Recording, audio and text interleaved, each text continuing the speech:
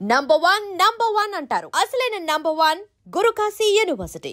వినాయక చవితి వచ్చినప్పుడు నేను ఒక సిరీస్ ఆఫ్ ట్వీట్స్ చేశాను. నేను ఐసిస్ అల్ఖైదా లాంటి ఒక విపరీత టెర్రరిస్ట్ ఆర్గనైజేషన్లు చేసే ఘోరాల తర్వాత అంతకు మించిన ఘోరం నేను విన్నది, ఒక తండ్రి తన ఇంట్లోకి రానియట్లేదని ఒక కొడుకు తల నరికేశాడు అని నేను పెట్టిన ట్వీట్. ఒకవేళ తన కొడుకు తల నరికి తర్వాత ఏంటి విషయం తెలిసి తన కొడుకే అని తనకి తెలిసి దారేపోయి ఏనుగు తల నరికేసి ఏనుగు తల పెట్టేశాడు. ఏనుగు తల పెట్టి మనిషి మీద పెట్టే శక్తి ఉన్నప్పుడు తన కొడుకు తలే పెట్టచ్చు కదా, మళ్ళీ ఏనుగు తల ఎందుకు అనేది ఒక ట్వీట్ పెట్టాను. నాకు గణపతి కథ అలా చెప్పారు. ఫస్ట్ శివుడు అనే దేవుడికి తన కొడుకు తనే తెలియదా ఒకటి, అది పక్కన పెడదాం. ఒక చిన్న పిల్లడు లోపలికి రావద్దు అన్నాడు, కానీ అటాక్ కూడా చేయలేదు. నన్ను రావద్దు అంటావు రా అని తల నరికేస్తే నాకు తెలిసి తాలిబాన్ కూడా చేయలేదు, కానీ మన దేవుడు చేశారు. దాని తర్వాత ఏనుగుని చంపితే ఇప్పుడు WWF అంత గోల్ చేస్తారు, మేము సినిమాలో కుక్కను పెడితే సెన్సార్ వాళ్ళు కుక్కర్ని ఏమైనా చేశారా అని అడుగుతారు. ఏమి అన్నం పోయిన తెలియదు ఏనుగుని చంపేసి దాని తలను పెట్టారు. ఆ తల ఎందుకు పెట్టలేదు అదో క్వశ్చన్. దాని మీద బాంబేలో ఒక శివసేన ఇలాంటి ఎంఎస్ గ్రూప్ వాళ్ళు ఇలాంటి ట్వీట్లు పెడతాంటే గణపతి అంటే చాలా పెద్ద ఈవెంట్ బాంబేలో. అంటే దాంట్లో ఒక లీడరు ఇప్పుడు మనం గొడవ చేస్తే దీని గురించి దాంట్లో లాజిక్ అంతా బయటికి అవుతారో తనకే పబ్లిసిటీ వస్తుంది వదిలేయండి అని చెప్పాడు. సో నా పాయింట్ ఏంటంటే అది ఇప్పుడు మనం బ్లైండ్గా ఫాలో అవ్వటానికి ఒక దేవుడికి ఉన్న క్వాలిటీస్, ఆ దేవుడికి ఉన్న ఆ పర్టిక్యులర్ పురాణ పురుషుడికి ఉన్న క్వాలిటీస్ అనేది మనకు చాలా ఇంపార్టెంట్ స్టడీ చేయడం. నేను బ్లాటెంట్గా ఇలాంటి ఆస్పెక్ట్స్ ఉన్నప్పుడు దాన్ని క్వశ్చన్ చేయకుండా కేవలం దేవుడు చేశాడు కాబట్టి వదిలేసాం, తాలిబాన్ చేస్తే అల్ఖైదా చేస్తే వాళ్ళని రాక్షసులు అంటాం. ఇది ఒక ఎగ్జాంపుల్. రెండో ఎగ్జాంపుల్, రాముడు వనవాసానికి వెళ్ళిపోయాడు, సీతమ్మ లక్ష్మణుడు ముగ్గురు వెళ్ళిపోయారు. 14 సంవత్సరాలకి సరిపడా వాళ్ళకి బట్టలు ఆభరణాలు ఇచ్చారు. అవి ఎవరు మోసారని ఒక ట్వీట్ పెట్టాను. రాముడు మోసాడు, సీత మోయదు అంటే లక్ష్మణుడు మోసాడా?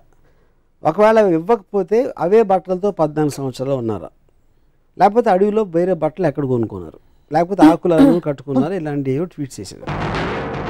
అదేంటి నాకు కించపరచడం కాదు, దాని గురించి జోక్ చేయడం కాదు. ఇలాంటి ఫండమెంటల్ ఎలిమెంట్స్ గురించి నేను సినిమా తీస్తే 1,00,000 రకాల రివ్యూలు రాస్తారు. రామాయణ మహాభారతంలో నేను తీసే అతి చెత్త సినిమాలు కానీ ఎక్కువ లొసుకులు ఉన్నాయని నా ఫీలింగ్. వాటికి ఎవరు ఇంత పూజిస్తారు కానీ రివ్యూస్ రాయరు. నా సినిమాలు ఏమో చూడరు, ఫ్లాప్ చేయిస్తారు.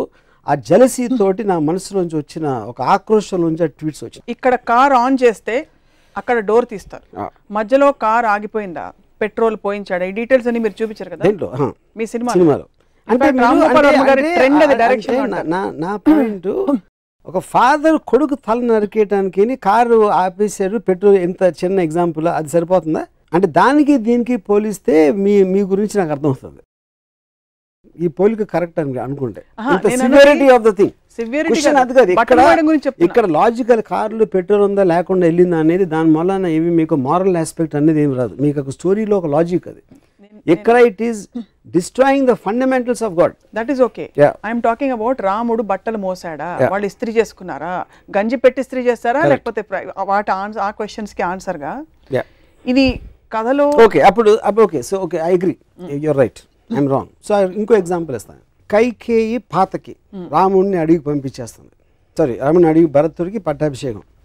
కైకేయి ఎందుకు చేసింది? రాముడు కన్నా తన కొడుకు అంటే ఎక్కువ ఇష్టం భరతుడు, తన భరతుడికే రావాలని ప్రతి తల్లికి ఉంటుంది. మాట ఇచ్చింది ఎవరు? దశరథుడు. నువ్వు ఏం చేస్తే చేస్తాను. ఎందుకు? ఆ పర్టిక్యులర్ టైంలో ఎమోషన్లో ఏదో ఒక టైంలో తను ఇచ్చాడు మాట. ఆ మాట ఇప్పుడు నాకు చేయాలని, రాముడే కావాలి. రాముడే ఎందుకు కావాలని నాకు బ్రాహ్మణంలో ఎక్కడా లేదు. ప్రజలకి ఏం చేస్తే రాముడే కావాలన్నాడు నాకు ఇంతవరకు అర్థం కాలేదు. ఓకే, రాముడు మంచోడు, take it for granted. Author Valmiki చెప్పాడు కాబట్టి నేను తీసుకుంటున్నాను.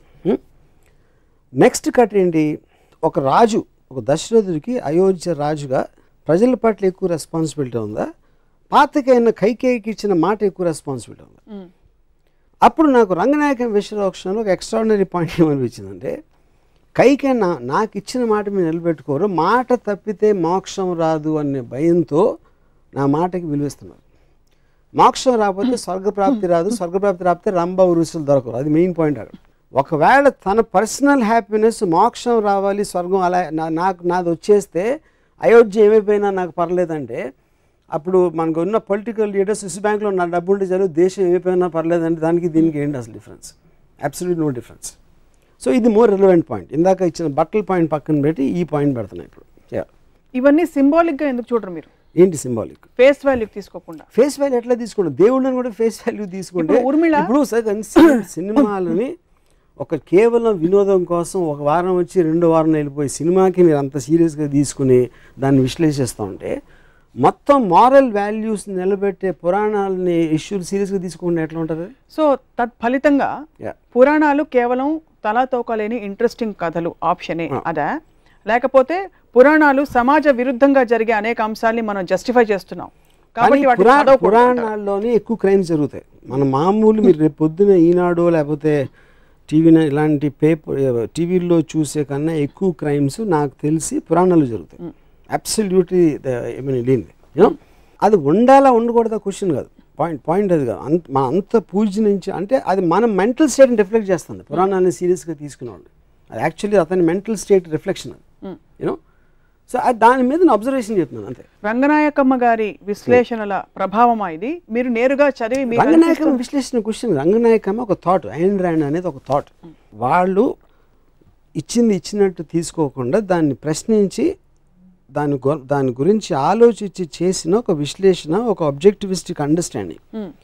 మొత్తం ప్రపంచంలో ఎవరిదైనా వెళ్ళేది మీరు ఇచ్చింది తీసుకోకుండా దాని వెనకాల ఉంది ముందే ఉంది దాని రీజన్స్ ఏంటి అనేది తెలుసుకుని చేయటం అనేది ప్రోగ్రెస్కి అవసరం.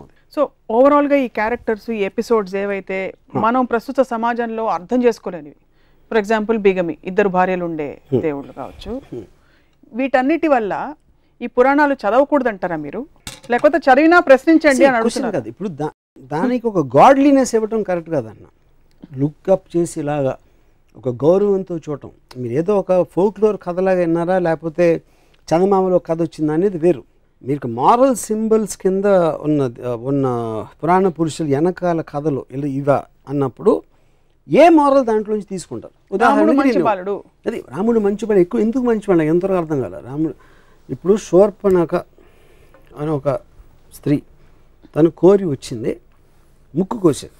అది అంటే అందవికారం అంటే అంతకుముందు అందంగా ఉండాలి కదా, ముక్కు కోస్తే ఏమవుతుంది? లేకపోతే అంతకుముందే అందవికారంగా ఉంటే ముక్కు కోసినందుకు మాత్రం మళ్ళీ ఇంకా పెరగదు వికారం. సో మనం ఈవ్టీజ్ చేస్తున్నాం, ఒక అమ్మాయిని ఇలా అంటున్నాం అంటే మన సమాజంలో ఇప్పుడు ప్రాస్టిట్యూట్స్ని కూడా లా ప్రకారం గౌరవంగా చూడాలి, మనం కించపరిచి చూడకూడదు. ఎందుకంటే వాళ్ళు ఎందుకు అయ్యారో ఆ కారణాలు ఏదో రకరకాలు ఉంటాయి. సో ఒక స్త్రీని తన కంటి ముందు ముక్కు కోస్తా ఉంటే చూస్తే అది మంచి బరుడు ఇంటి దాంట్లో ముందు రాగానే కోసేలేదు. ఫస్ట్ ఏం చేసింది చెప్పండి?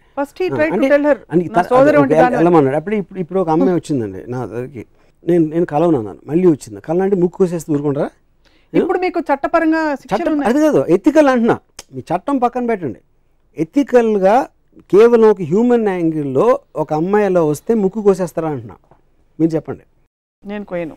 ఎవ్వరూ కోయరు. మీరు రాముడు తప్ప నాకు తెలిసి రాముడు ఆర్డర్ మీద లక్ష్మణుడు తప్పితే ఎవ్వరూ కోయరు. తాలిబాన్కి వస్తారు కాబట్టి రాముడు మరి తాలిబాన్లా అది కాదు నేను అడుగుతున్నా, అదే క్వశ్చన్ నేను అడుగుతున్నా. నేను పెట్టిన ట్వీట్స్లో కూడా ఈ రెండిటికి నాకు సిమిలారిటీస్ కనిపిస్తున్నాయి, నాకు అర్థం కావట్లేదని పెట్టినాను.